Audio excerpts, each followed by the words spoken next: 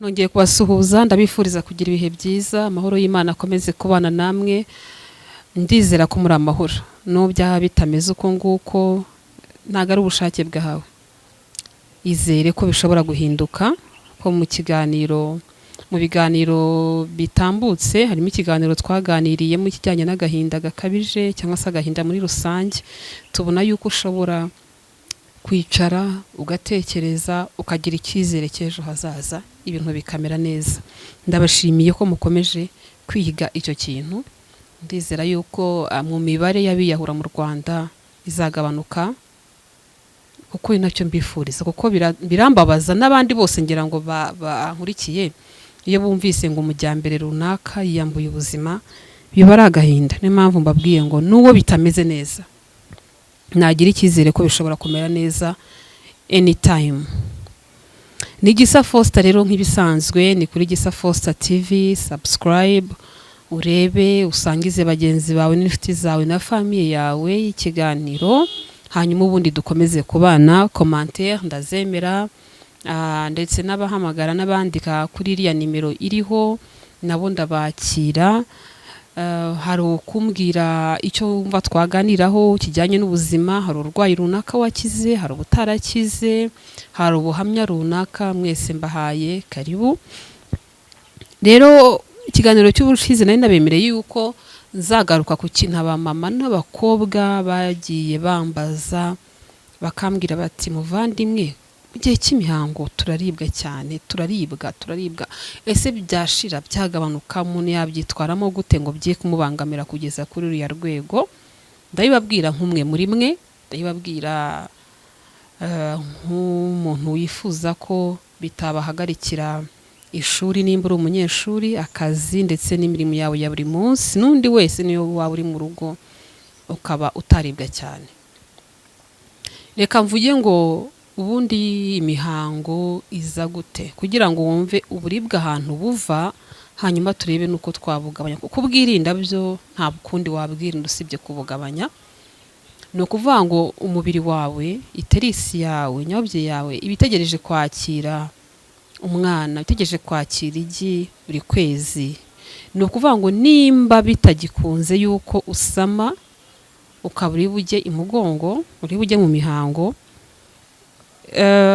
zimwe umubiri kambyite nka kushe y'imbere umubiri w'imbere wayo kuvuga ngo hahandi hari kwakira igi hacikagurikamo ibice mu ndimi z'amahanga kubera ko ariho umuntu abyiga biranamworohera kwita byumva uko nguko ariko mu kinyarwanda cyanyacyo batu shrink nta kibuze ariko reka mvuge ngo hahandi hari kwakira hacikagurikamo ibice.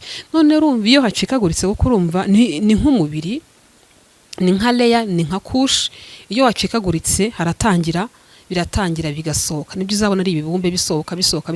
None uko hacikagurika nibwo bwa buribwe wumva uko bisohoka bishaka inzira nibwo bwa buribwe wumva ukumva harimo utuntu tumeze nka cramp ukumva wagira ngo ni nk'ikintu kirimo kiragukata mu ndu. Abenshi barakubwira ngo numvise ikintu kimeze nk'ikiri gukata numva ibintu bimeze nk'ibiri gukata n'ubwo buribwe rero ugira ngo ubwo buribwe nta handi wabukwepera usibye ahubwo kugira ibyo wirinda bishobora gutuma bwiyongera sibyo gusa iyo byanze uburibwe bukagera ku rwego rwo hejuru kugira inama yo kureba muganga bakareba ese biracyari bya bindi bisanzwe cyangwa harimo ubundi burwayi bwajemo budasanzwe sibyo. Ikintu cyose bira tout excès est toujours mauvais. Ikintu cyose nubona gikabije please windira ko gikabye riba muganga rebe nimba ubwo buribwe buzamo ari bwa bundi busanzwe gynecologist barahari n'icyo bamaze. Hanyuma rero reka turebe ibintu ushaka kwitwararika mu gihe uri mu mihango. Njye akenshi nitangaho urugero ikintu kuko ndaribwa ikintu rero kimfasha cyane mbere na mbere nitwararika ifarini ibintu byo umugati amakeke ibintu byose bikoze mu ifarine muri iyo minsi runaka mba mbihagaritse. Hanyuma ibintu byo mu nganda fanta hari abantu bahita banywa coca ibyo ngibyo n'ubundi ntuwe ntari umukunzi wa fanta habe na gato biranyorohera icyo cyo.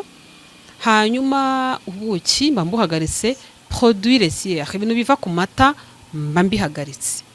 Nimba ari icyayi nywa icyayi gisanzwe mu kari sanzwe nimba ari amafunguro mfata amafunguro yoroheje, ntabwo mfata amafunguro akomeye. Nkanywa amazi menshi, yego nkanywa amazi menshi, byarimba nkanywa na katangaza ko tangawizi mu bintu nkunze gukoresha cyane, nkayinywa nayo. Ni ukuvuga ngo iyo ibyo bintu ubyitwararitse pe, sinkubeshye, ntabwo uburibwe bwiyongera cyane. Still ushobora kuribwa, uraribwa kuko n'umubiri wawe niko ukoze. Ni nkuko wavanga umugore ngo azajya kugise ntaribwe, ugomba kuribwa, uko niko Imana yaturemye. Ariko hari ibyo dukora tukagabanya bwa buribwe. Amafarini ndayitwararika, ubuki ndabwitwararika, fanta nuwe ntazinywa, zitwararike nimba uzinywa.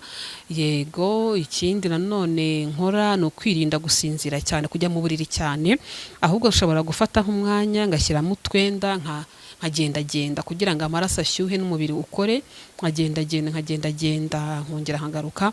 Kandi isuku ihagije yo ku muntu wese, simfe n'umugore, simfe n'umugabo, isuku ihagije ni tegeko. Gira isuku, hindura pad zawe kenshi gashoboka cyane, unarebe n'ingano, kuko ushaka kuribwa ugasanga ni n'ingano y'ibivamo ni nyinshi.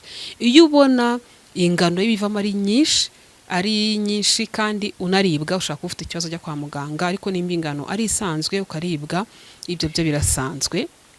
Iyo byanze rero ujya kwa muganga baguhe imiti. Ariko nuhagarika ibyo bintu nakubwiye ukabigerageza, ayo mafarine, izo fanta, ubuki n'ibikomoka ku mata, ukaba ubiretse, ndakwizeza ko ibyo bintu bishobora guhinduka.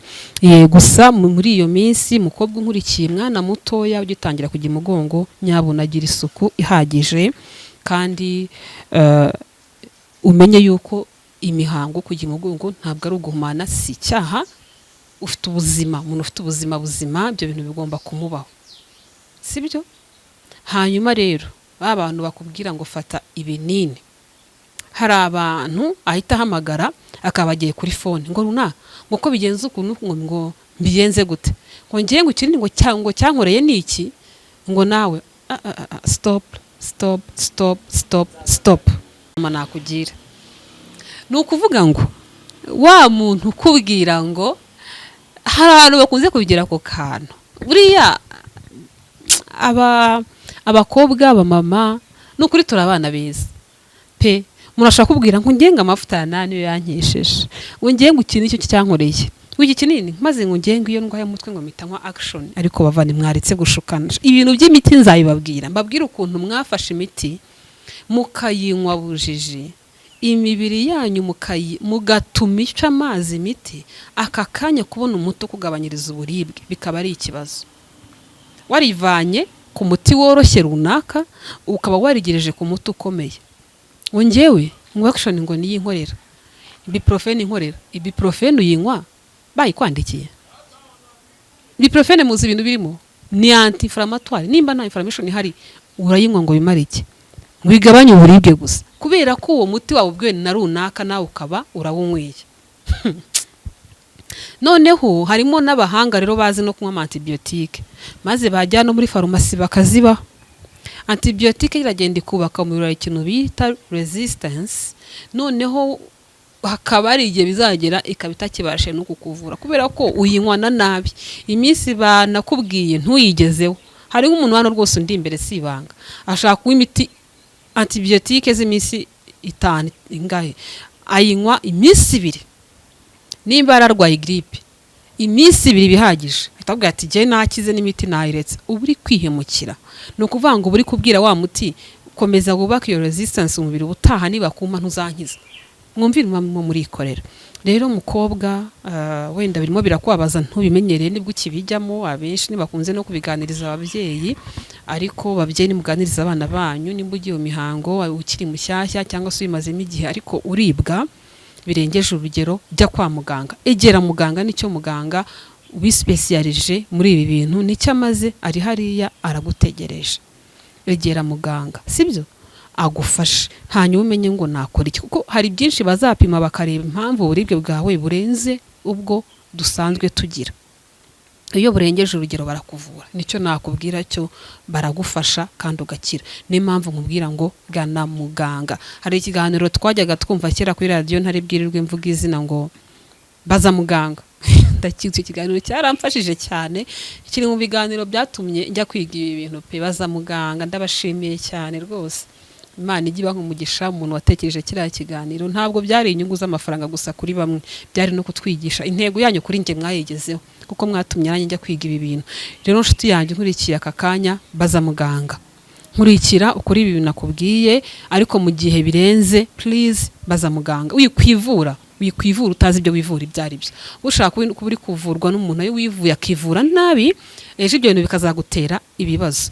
Ngaho rero imihango ntizongere kukubera ikibazo, ntizongere gutuma utajya mu kazi, utajya ku ishuri, utajya mu mirimo ya buri munsi, utabaho ubuzima bwawe utuwe ubaho. Kandi ikindi, muntu uri hafi y'umuntu uri muri iyi minsi y'imihango, mube hafi nimba ari cyo akeneye kumufasha umufasha. Hari abantu bayijyamo bakagira agahinda, bakagira n'akantu akita ngo kumunabi, akaba ashaka kuvuga nabi, akaba ashobora kukubwira nabi atabiramutse, gusa yumva muri we atameze neza. Ariko iyo muri hafi ntacyo bitwaye, sibyo? Ni muri bya bindi twize muri cya kiganiro byo kumenya amakuru ya mugenzi wawe. Reka rero mbashimire, mbabwira ngo subscribe, share, like, watch. Bwira mugenzi wawe arebe, bwira inshuti yawe irebe, bwira famiye yawe irebe nk'iki kiganiro. Bagabo mwicare mu kirebe. Nimba umugore wawe ari mu mihango, mwiteho, mwibutse yuko ari iminsi mike bikarangira. Musore, mushiki wawe mufashe n'iki kiganiro ukimwumvishe. Babyeyi, muganize abana banyu kuri ibi bintu. Ndabashimiye, Imana ibaha umugisha. Mwibuke gukora subscribe. Ni Gisa Foster TV.